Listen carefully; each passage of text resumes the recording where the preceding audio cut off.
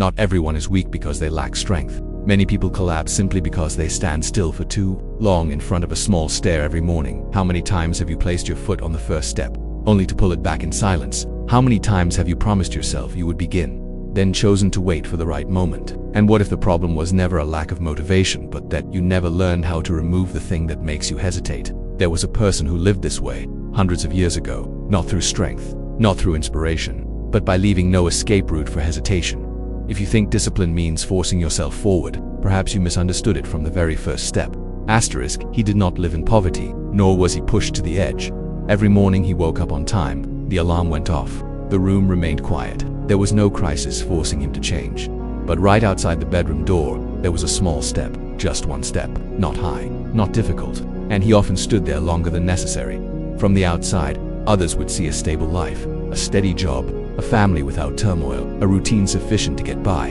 But there were days when, after everything was done, he sat in silence longer than usual, not doing anything more, not leaving either, just staying there, as if counting the steps he had not taken for many years. He once believed that discipline was something that appeared only when life became convenient enough, that he just needed to wait a little longer, wait until he was less tired, less overwhelmed, until a clearer signal appeared. And so every morning he repeated the same familiar motion: wake up, hesitate, step halfway down the stair, then turn back. No one blamed him, no one pushed him, no one demanded that he become a different version of himself. But that was exactly what caused everything to slowly slip away, because there was no one standing there to remind him that each time a step was pulled back in silence, that day also took away a very small part of who he was. And he began to realize that the problem was not that he didn't know what to do. The problem was that he had grown far too accustomed to not doing it. Everything did not collapse in a single day. It happened more slowly, more quietly, like a house that still stands even as countless small footsteps gradually wear away its foundation. One morning, he stood in front of the mirror longer than usual, not to look at his face, but to observe something harder to name. A gaze that was no longer rushed, yet no longer decisive at work. Meetings ended and he remained seated. He didn't speak, he didn't stand up, he just watched others rise and walk away ahead of him. Invisible staircases appeared everywhere, and he was always the one arriving last. There were moments when he meant to stand, moments when his hand was already on the table, but then he stopped, as if waiting for permission. The room was completely silent. No one was looking at him. That very silence made the decision heavier. The crisis did not arrive with an explosion. It arrived in very small moments. An email read 3 times before daring to reply. A conversation that needed to happen, postponed until tomorrow. A decision delayed until it was no longer his decision at all. The peak came on an entirely ordinary day. No storm, no rain, no external disruption.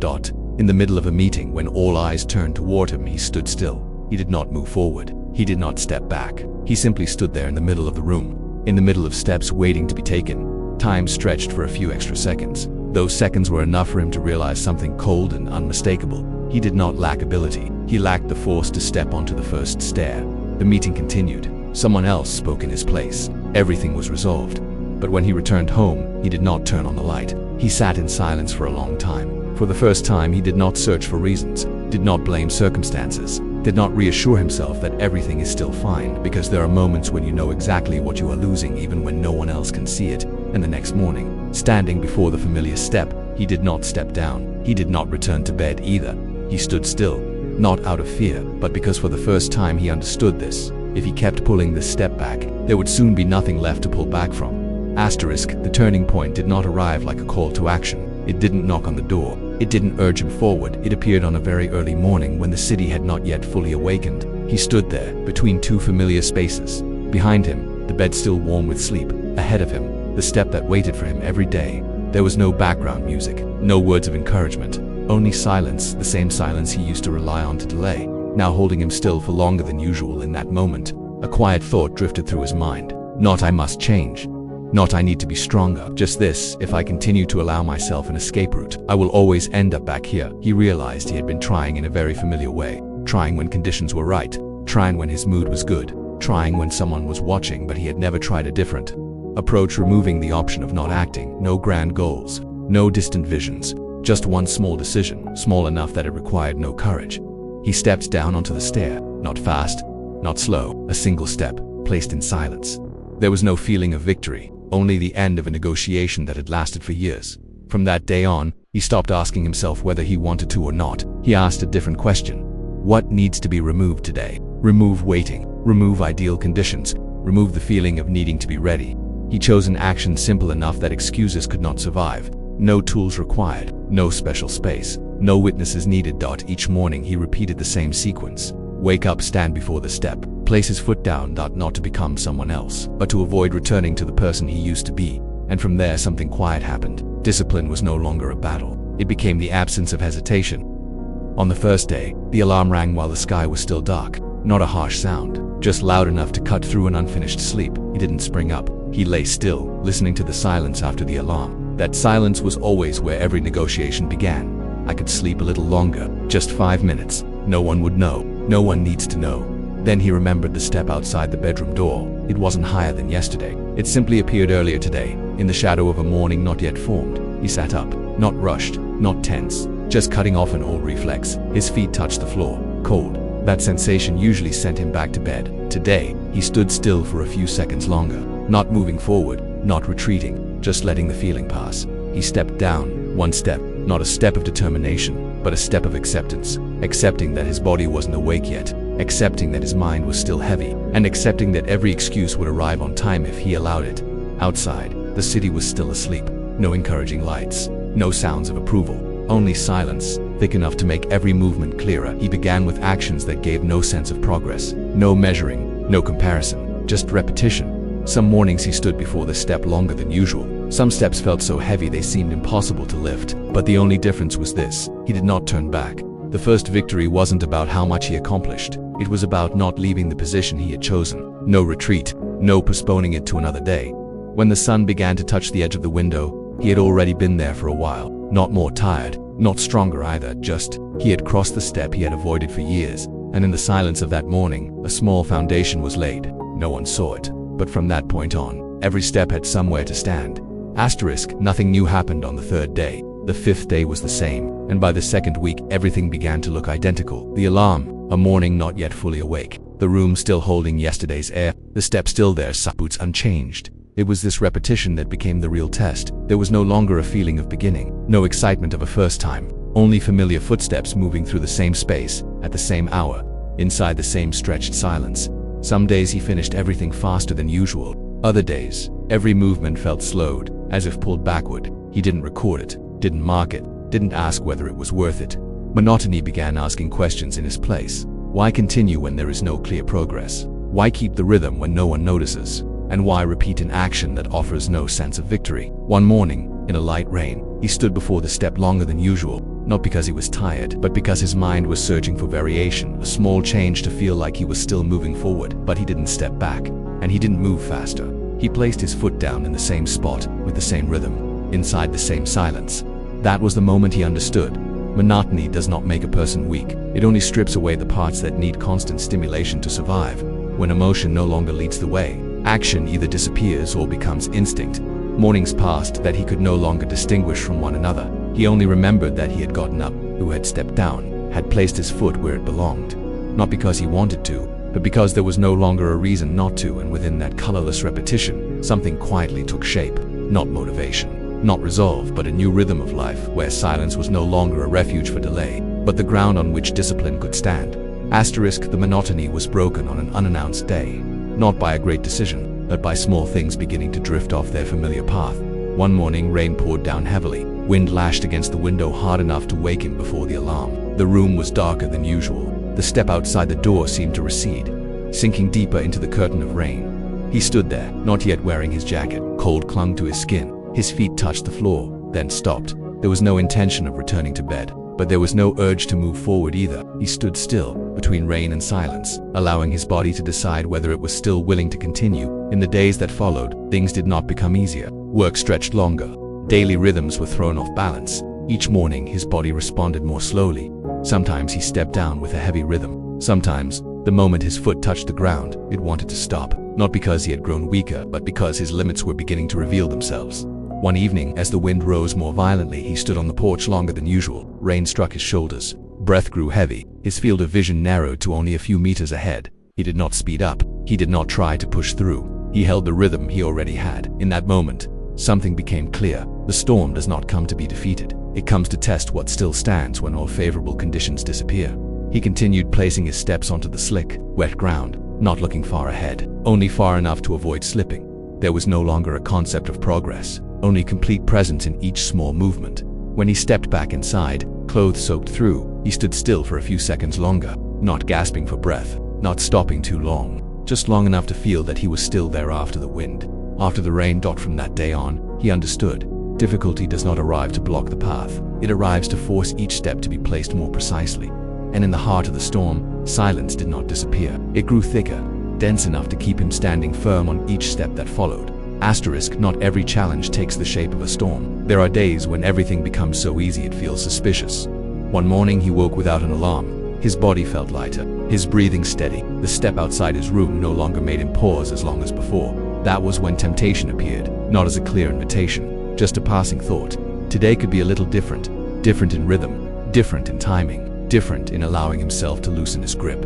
He stood on the step longer than usual, not because he was tired, but because his mind began sketching shortcuts, steps that felt lighter, faster, less demanding. No one stopped him, no one was watching. The choice unfolded entirely in silence. For a very brief moment, he could have stepped in another direction without leaving a trace. No immediate consequence, no visible failure, but he did not change course.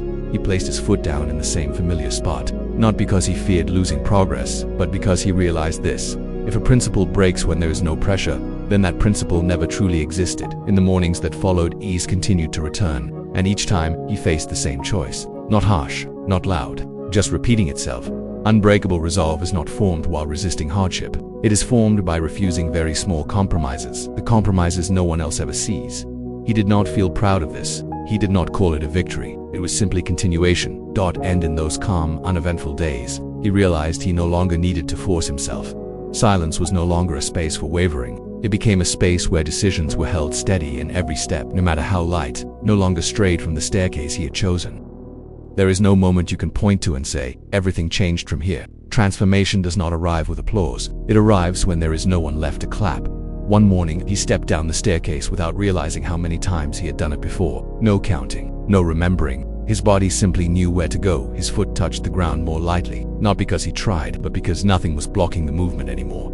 Others began to sense the difference, though they couldn't name it. He didn't speak more. He didn't appear stricter. Yet when standing beside him, complaints often faded halfway through. In silence, he was more fully present, not rushing to react, not needing to prove anything, just standing there, as if he had grown accustomed to not abandoning his place. Discipline was no longer something to be maintained. It was no longer a decision repeated each day. It became obvious, like placing your feet on the floor when you wake up. There were mornings when he stood on the staircase, watching the first light spill into the room, not thinking about yesterday, not preparing for tomorrow, simply realizing that returning to his old self was no longer possible. The quiet radiance of discipline is not about being seen. It lies here. When no one is watching, he still steps forward, and from that point on, each step no longer required effort to stay aligned. It moved in the right direction because there was no other path left inside him. The final test did not come while he was still preparing. It came on a morning that seemed exactly like every other morning. The alarm didn't ring, not because it was broken, but because the night before, he had forgotten to set it. He opened his eyes later than usual. Light had already poured through the curtains. The room no longer held the dense silence of early dawn. For a very brief moment, an old door opened. No one would blame him. No one would know. There was no reason to maintain the familiar rhythm. He sat on the bed, didn't rush to stand, didn't lie back down, just stayed there, between two choices. This was not a moment of physical exhaustion, nor was it a time of harsh circumstances. This was the most dangerous moment, when everything feels good enough to allow you to break yourself. He stepped toward the staircase. There was no heaviness now, no familiar tension, only a question hanging in his mind, not demanding an answer. If he didn't step down today, would tomorrow be any different? He stood still, let it move forward, didn't retreat, didn't look for reasons. Time slowed more than usual, and in the silence he saw clearly what was happening.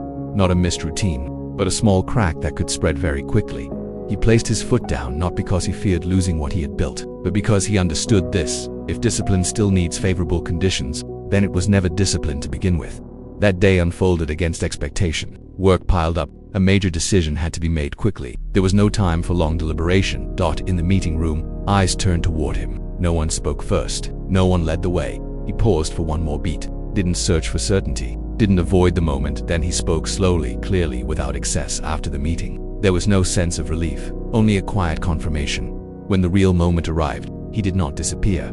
And then a question emerged. Not for him, But for the one listening to this story, if every reason disappears tomorrow morning, where will you place your first step? Asterisk, the transformation did not turn him into a different person in the way people usually imagine. He didn't speak more. He didn't move faster. He didn't appear sharper than anyone else, but one thing had disappeared forever: hesitation at the staircase. One morning, he realized he had stood up without the familiar gap between waking and acting. No time to negotiate. No question to answer. The step happened like a natural reflex. Not decided, not weighed, simply executed.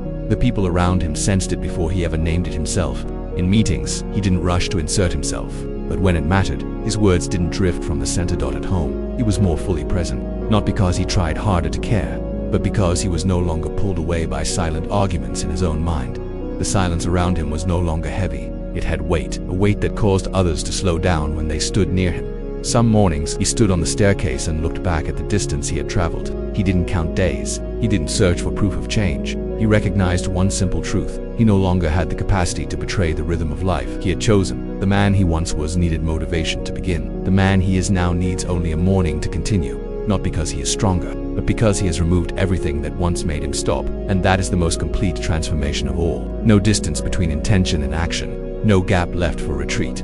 Only footsteps following one another, placed firmly on each step, in a silence that no longer needs explanation. Asterisk, perhaps you've believed that discipline is something you have to strain for every day, forcing yourself forward while part of you still wants to turn back. But what if discipline is simply the act of removing the option to retreat? Every morning, the same staircase is waiting for you. Not higher than yesterday, not easier than tomorrow. Just there in silence, waiting for the first step. No one is watching, no one is recording it. And precisely because of that, the choice carries weight. How long will you stand still before that staircase when there is no reward? When there is no motivation? When there is only silence in yourself? Change doesn't begin by doing more. It begins by no longer allowing yourself not to act. Not a perfect day, just one step that isn't pulled back on the next morning. If this story makes you slow down by a single beat today, hold on to that silence. And if you want to keep walking this path, like, share, and subscribe to the channel so that your mornings no longer pass by unconsciously.